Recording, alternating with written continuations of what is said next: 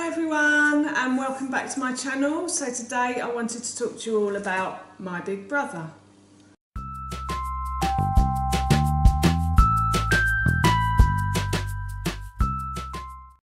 November 29th, 2016, for anybody who's watching this in a different year, would have been 43 this birthday, but sadly he never made it to 18. He passed away 2 days before my 13th birthday. Little bugger. I'm going to kick him when I get to the pearly gates of heaven. Yeah, I remember the morning that Mum came into my bedroom and told me. She said to me, she knocked on the door and I was already up. I'd had the best night's sleep ever. And she said to me, "It's Piers." And I said, and I looked at her and I thought to myself, what's the little shit done now, basically? And she said, "He's dead." And I was like, oh. It was like someone had come along and cut off my arms and my legs at this point. And I went numb. I couldn't feel a thing. It was so painful being told that your brother had died. Sorry, excuse me. And I just remember thinking, I've got to go to school, because I think I just needed to do something that day. Mum and Dad had to go to identify the body in Cambridge because that's where he passed away. He was living in a youth hostel at the time. So my dad had to go in and identify the body. Not a very nice job. And I just went to school, and the whole time at school, I remember the day. It was like I had a black cloud hanging over my head. It was such a hard day at school. And then I came home and they told me it was Piers who had passed away. And I remember that week just being the worst week of my life. We buried him very quickly. He got buried in Blackmore Church, which is where I got married to my husband. And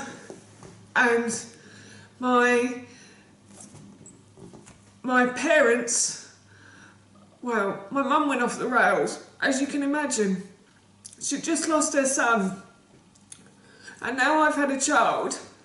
I can understand how she feels. She started drinking a lot.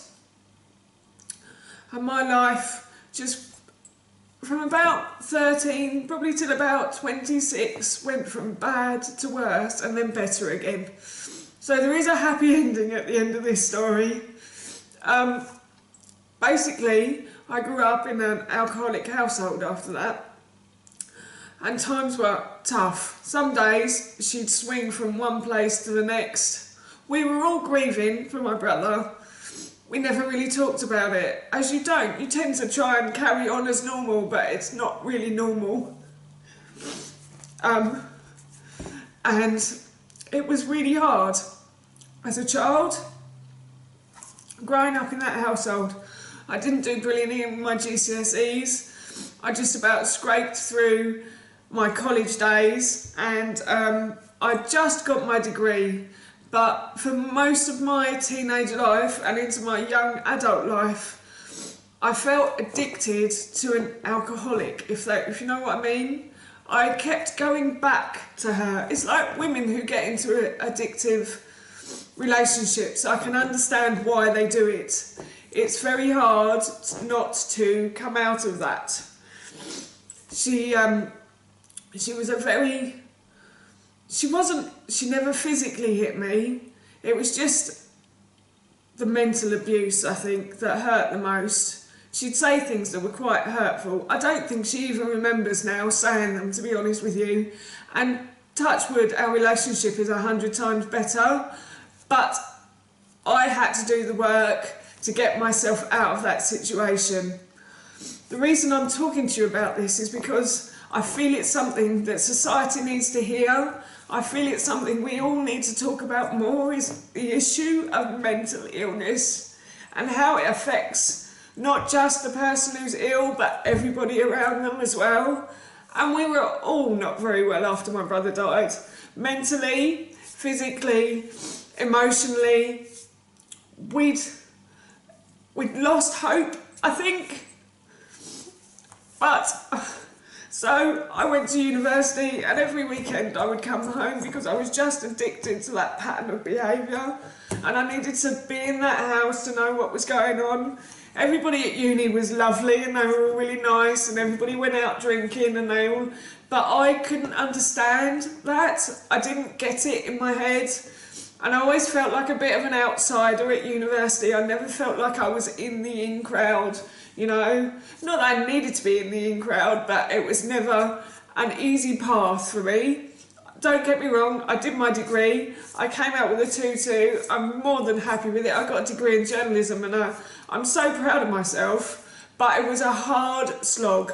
It was really hard for me, not just like academically, but mentally, physically, emotionally.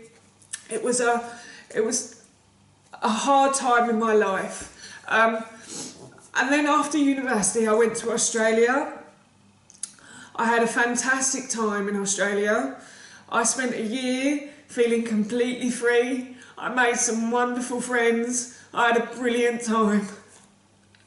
24 I was when I went there, backpacking, and it was just the most amazing journey I've ever had.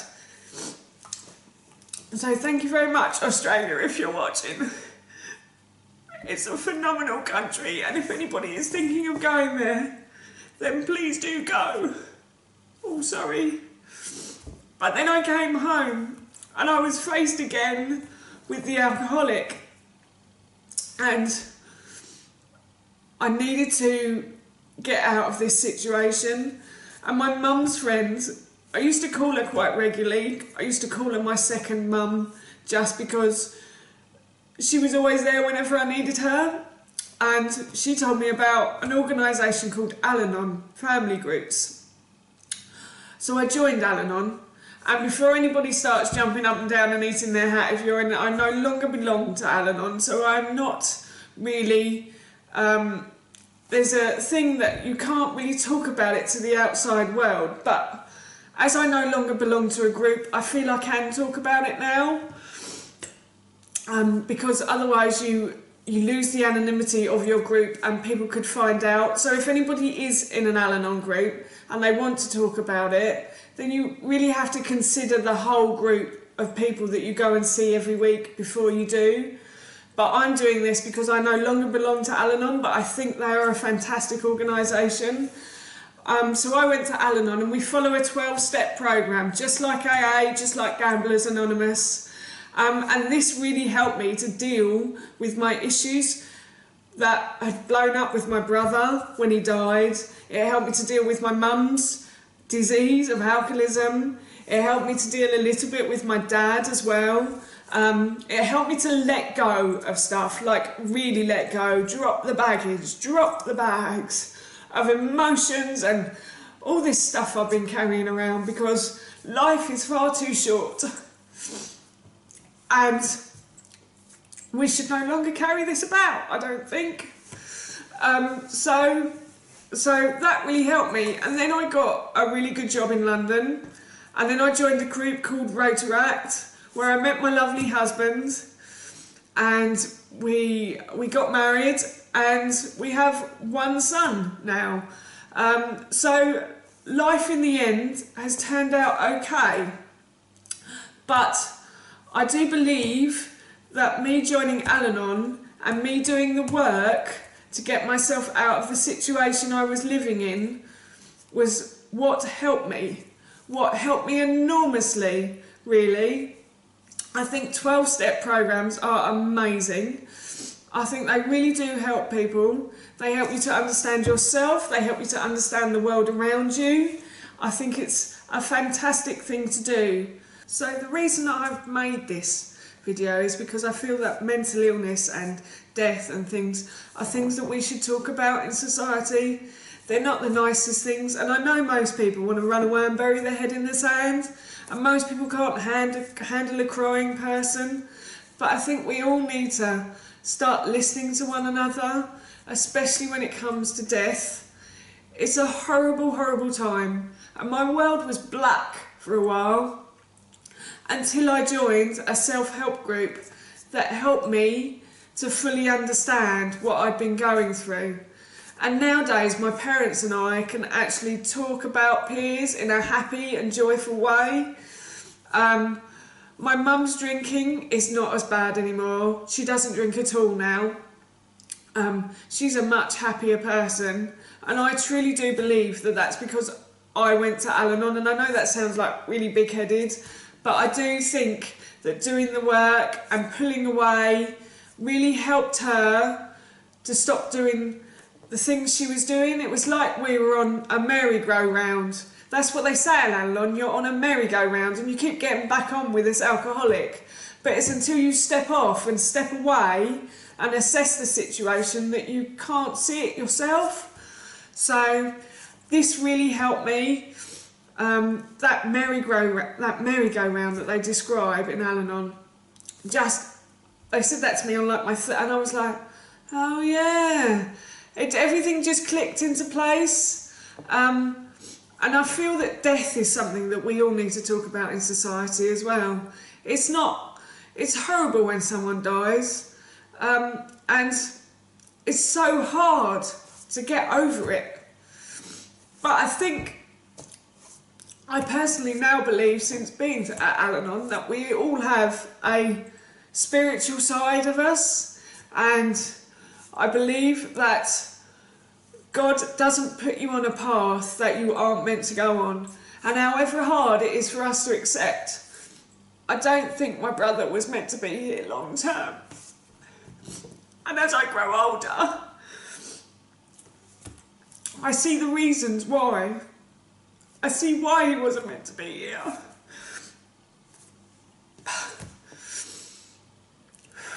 But I still get upset because he never got to meet my husband. He never got to meet his nephew. And those are the things I would have liked him to, people I would have liked him to meet.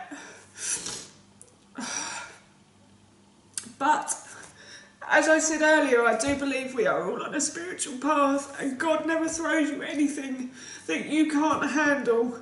So finally, I just want to say, happy birthday, peers. I hope you're having an amazing day at the pearly gates of heaven. Thank you for watching. I really hope you enjoyed it. Please feel free to like, comment or subscribe below, and I hope to see you all again soon. Okay, bye.